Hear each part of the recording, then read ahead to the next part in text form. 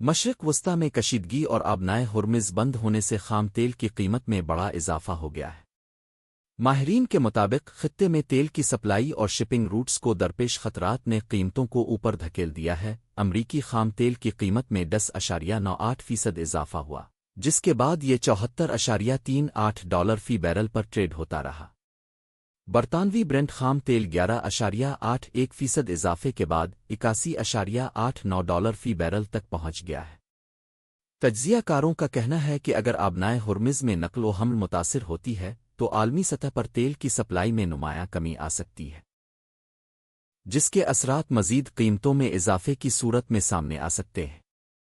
ادھر محفوظ سرمایہ کاری سمجھے جانے والے اثاثوں کی مانگ میں بھی اضافہ ہو گیا ہے۔ عالمی سطح پر سونے کی قیمت 1.53% اضافے کے بعد 5,339 ڈالر فی اونس سے تجاوز کر گئی ہے، جبکہ چاندی 0.79% اضافے کے ساتھ 94.43 ڈالر فی اونس میں فروخت ہوئی۔